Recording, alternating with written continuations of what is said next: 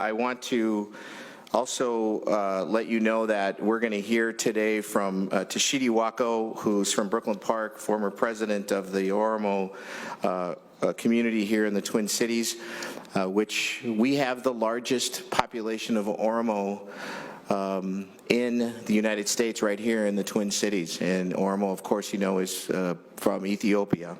Also, Senator Fong Her, Senator Abler, Senator Dietzick will also say some words, and Senator Eaton is here as well, just to say thank you to the senators who signed this bipartisan letter that we put together as a delegation to go out to the delegation of our federal folks, and we started to hear back from them as of yesterday already. Congresswoman Betty McCollum's office is involved in that, and we have some involvement of others in the past and going forward. But having said that, my name is John Hoffman. I'm a state senator from Champlain, Coon Rapids, and Brooklyn Park, Senate District 36.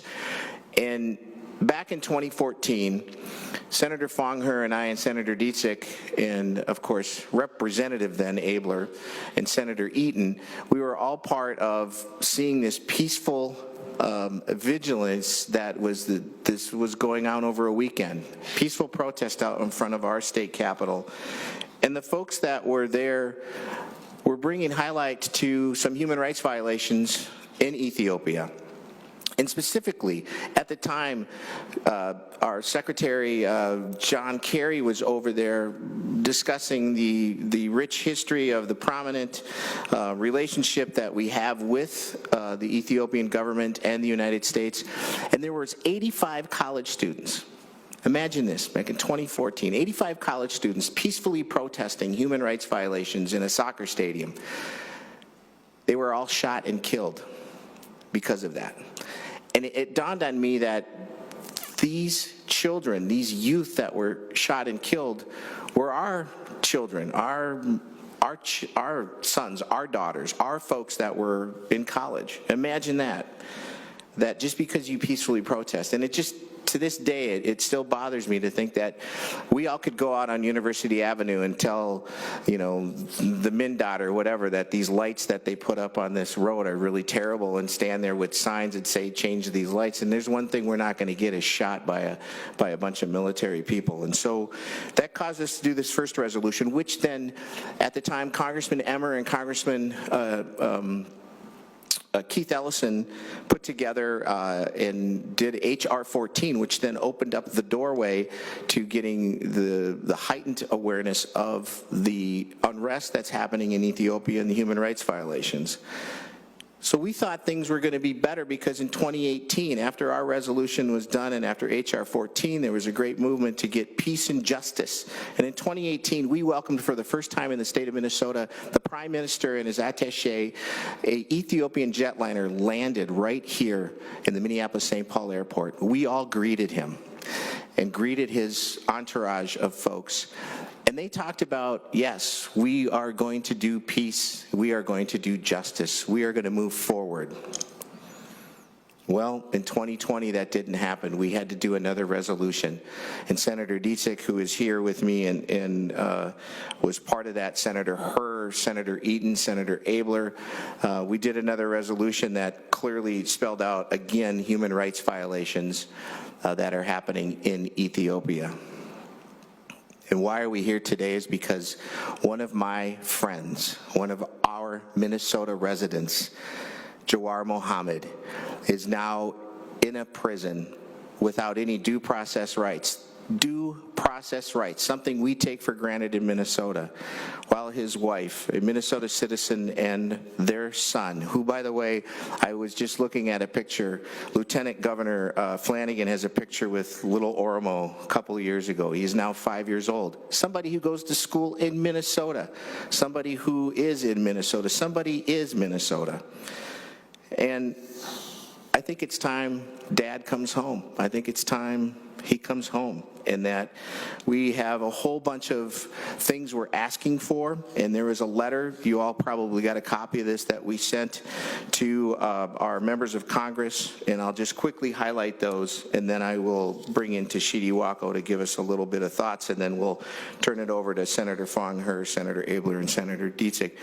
But following the unrest in Ethiopia after the assassination of Oromo singer and activist Hakulah Hundessa in June of 2020, there were thousands of Oromos that were arrested, including our Minnesota resident Jawar Mohammed and other Oromo opposition leaders.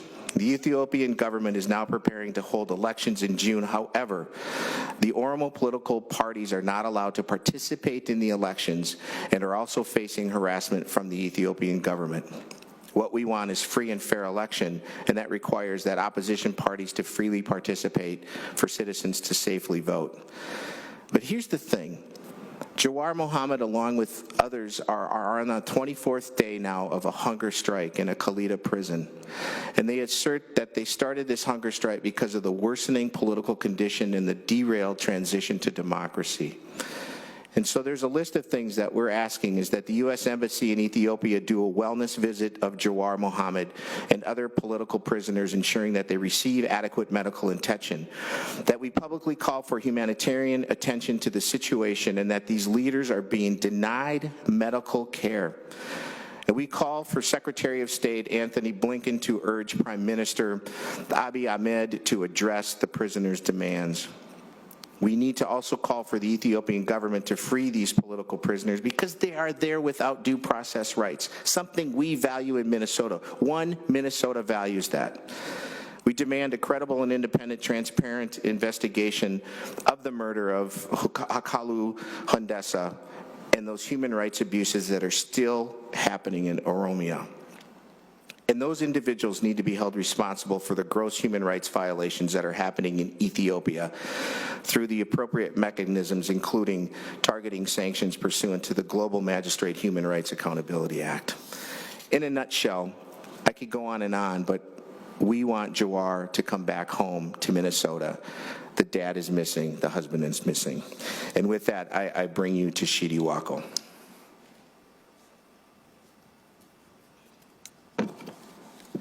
Good morning. Thank you, Senator. It's really a great honor and privilege to be amongst you again. We, the Oromo people, again after 2014, 15, 16, 17, 18, we thought there was hope in 2018. And we really, truly appreciate the Minnesota legislature and the senators and representatives who are here today. You have been with Oromo people all along, and you have heard us. You have done your part. We really, on behalf of Oromo community, as a former president, I really appreciate you again back into this journey. Yes, Senator, as you mentioned, in 2018, the hope was in the horizon, and this young prime minister came to power with full of hope, and he landed here in Minnesota. And you have been, Senator John, Senator Fang, you have been there welcoming him at the airport with us. And I was, after about 25 years out of the country, I was able to visit Ethiopia for the first time with about 60 delegates from all over the United States. But that hope, the hope we have had, vanished quickly. And this prime minister is from inside. He is a trained intelligence officer who have come from the system inside.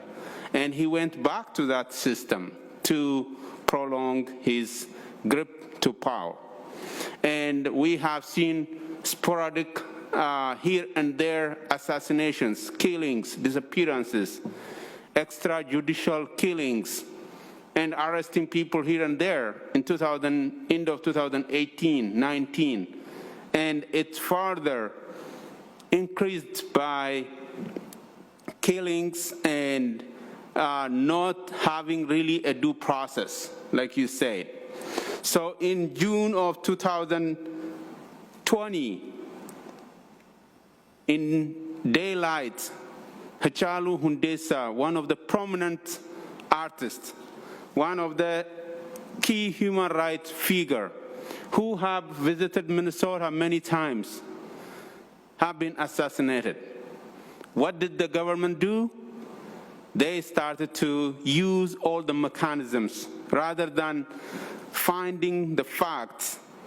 Where the fact leads, they started to interfere in the investigation process, which makes us to believe that there is a clear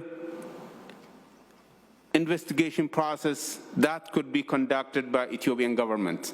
That's why one of our requests is that we need to have an independent investigation as to why Hachalu Hundessa is assassinated and who did it. So coming to today's particular event, why we are here today, one of our residents, Jawar Mohammed, who is a graduate of Columbia University in journalism, who has created a media network, one of the prominent media network all over the world that Oromo people rely on to get information, Oromia Media Network. He's the founder of that. At the invitation of the Prime Minister here at Target Center, he went back home, hoping that there is a democratic process, hoping that there is a bright day for Ethiopians all across. And all he has been preaching is equity, fairness, and a fair and free election for Ethiopians to stop killings and to map out a clear, peaceful pathway toward harmony and living together. And just on the same day that Hachalu Hundessa was assassinated, he was arrested and put in jail. And today, Jawar Mohammed is on hunger strike. Map out a clear.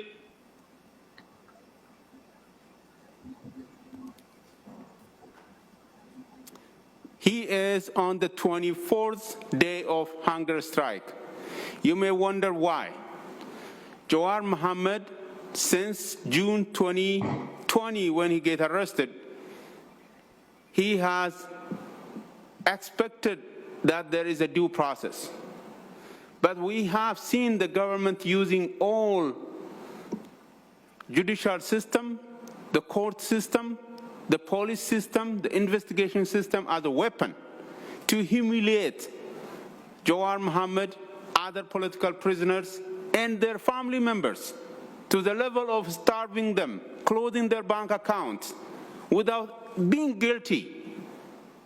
And Jawar has appealed many times, and Bakala Garba appealed many times. All political prisoners appealed many times, and they have seen nothing coming out. That's why they started a hunger strike. And today is the 24th day. So what do we want is, we want the US government, our federal congressional delegates, to make all pressure possible for them to get immediate medical attention. Our priority right now is their life and safety. And we are in fear. The community here is in fear that something will happen to their life unless there is an intervention. And that is possible. And we appeal to you, the elected officials, to call the Secretary of State to make a possible effort to save the life of Jawar Mohammed. He has a family here. He has a son here. He is not deserved to have such kind of abuse in Ethiopian jail. Thank you so much for all that you do, and we continue to appeal and to make an effort to save their lives. Thank you, Tashidi. I would like to have Senator Fong He say a few words, and then we'll go to Senator Abler after that, and then Senator Dietzig. Senator Fong. Thank you. Thank you, Senator Hoffman. This is State Senator Fong He. I represent Eastside St. Paul, one of the home base for Oromo Americans. And I know Mr. Jawad Muhammad for more than 8 years now. I see him as a leader, activist, and someone who cares about his community. It would be correct for me to say that he's a friend among the handful of Oromo leaders that I know in the state of Minnesota. He brought our diversity closer together. He brought our ethnic minority in the state of Minnesota closer together through his Oromo media network. I met him so many times in various places, including ethics, New Year celebrations, soccer games, and so forth. That shows that our friendship has go further. And even in 2018, he included me and Senator Hoffman and other delegation to throw a red carpet welcome to the Prime Minister of Ethiopia. He's a leader that cares about Minnesota, as well as Oromo and Ethiopian alike. And there's a reason that he is on a hunger strike, in prison now. And we, along with his family, with the Oromo community, are concerned for his well-being. Because he's one of our own, one of our very own, a citizen of the United States and resident of Minnesota. So I called for the Embassy of Ethiopia, Ambassador Michael Rayner, to look at his well-being and other prisoner and to bring him back home safe. I also call for the chair of our Foreign Relations Committee, Senator Robert Menendez, along with our two Minnesota U.S. Senator, Amy Klobuchar, and U.S. Senator Tina Smith. And thank you for Betty McCollum for pressing Secretary of State Anthony Blinker to look at this issue. And also call as well our Congresswoman in Minneapolis, Ilhan Omar, to look at this issue as well. And thank you for giving me time to speak on my behalf in making sure that Jawad Muhammad return home safely to be reunited with his family. Thank you. Thank you, Senator Fong He. And it seems just like yesterday, you and I, we got lost on the tarmac, and we were driving the car around not knowing where we were going, and we were quickly escorted to where we need to be. And it was a monumental day to be able to welcome the entourage of people from Ethiopia that were part of the government, and for them to promise you and myself and others that there was going to be peace and justice. And so thank you for your kind words. And with that, Senator Jim Abler, thank you for being with us today as well. Well, and thank you, Senator Hoffman and the others. I'm just here to lend my voice to this, really, the tragedy of human rights issues across the world, but now this specific one. And, you know, I lend my voice to make sure people know there's nothing partisan about this. This is about humanity and what Minnesota stands for and what America stands for. And President Biden campaigned, or candidate Biden campaigned on uniting the country and finding areas that we could work together on. This is one of those areas. What a great time to start his administration by reaching into Ethiopia and talking about human rights as something that's number one on our list of things that are the most important in the influence that we can put onto this world. There's a great history, at least at times, where we have risen to the occasion. There are some other times that we have not. This is the time, please, President Biden and Secretary Blinken, please put this on top of your list for the welfare of this dad, but for the welfare of so many individuals who are courageously standing up for what they believe and in treating us as human beings with unalienable rights. So I'm happy to lend my voice to it and bring Dad home. Bring Dad home. Amen. Bring Dad home. Hi, everyone. My name is Kiri Dietzig, and I have the honor and privilege to represent Senate District 60, which is southeast and northeast Minneapolis. I have the across the river, and then have the Cedar Riverside community. I have a lot of the East Africans in my district, so have gotten to know several people in the Oromo community over the years. And a lot of people may wonder, why as a Minnesota state senator should I care about this? Why does this matter? And my grandparents were immigrants from Poland, and so I understand some of that that tie. Being one generation removed, I didn't understand it, but I grew up with my grandparents, my grandma, and my dad's brothers and sisters speaking Polish in their home. So I understood, going into. I didn't speak Polish, but we spoke Polish in the home. I'm in Northeast Minneapolis. That was not a uncommon occurrence. You'd go to some of my friends' home and they'd be speaking Italian, they'd be speaking Ukrainian, they'd be speaking Russian, or they'd be speaking Polish.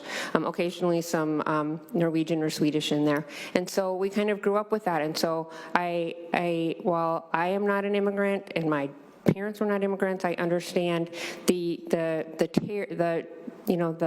tension that they had on being Americans and the valuing American and being here in the present, and also those ties to that home community and that ties to keeping those traditions alive. We still have borscht on Easter, and we still have certain traditions, and so I understand that. And so in talking to the Oromo community, I understand their connection still with that community, and then getting to know them. And the Oromo community has been here, as Mr. Wacko said, he's been here 25 years. They are part of our fabric of Minnesota. They have been here for a while. And it is how do we help bring back this Minnesota person? He is a journalist, like many journalists that are covering different places and different conflicts around the world, and we want to bring him home. He is a Minnesota resident that we need to bring home. This past summer, it was probably 100 degrees. John, Senator Hoffman, and I, and Mr. Wacko and Dr. Opsa were, working on a resolution, again, bringing this out after meeting with several mothers who were in tears and in terror because they still have family members back in Ethiopia, and they were terrified. They were terrified of the violence that was going on and the violence against the Oromo community. And so we, did a resolution and a letter there asking for help, and then unfortunately we have to continue asking for help. I'd like to thank Congressman Betty McCollum for stepping up, because this is an important issue. These are Minnesotas. These are Minnesotans that are impacted. This is a human rights issue, and we need to bring Mr. Muhammad home. So I want to thank Congressman McCullough and urge the rest of our delegation to look at this, urge the Secretary of State to literally look at this, because these are human rights violations, and it matters to us because this is a Minnesotan resident who needs to come home here and be with his family. So we urge them to please help bring him home. Thank you. Thank you, Senator Dietzig, and you reiterated what Senator Abler said. It's time for Dad to come home. I don't think there's anything else we can say except this is a Minnesota. That is a one Minnesota, and one of our own Minnesotans is not here. It's time to bring him home. And so with that, I want to thank everybody. Senator Eaton, thank you so much for your steadfast support in what we're doing and being just an absolute a gem in this. Senator Abler, for your steadfast support. Senator Fong He, you as well. Just amazing to have you, my colleagues, to be in this discussion and this fight together. And Senator Dietzig, yes, we didn't think we would have to do another resolution, but we did. And now can we at least get folks out in the public to get a hold of your elected officials and say, bring this dad home, stop the human rights violations. Thank you, everybody, for being part of this. Thank you. Thank you. Why are you looking at me? Because you always do that, as a drummer, you look when you're done doing the thing and you go, what was that?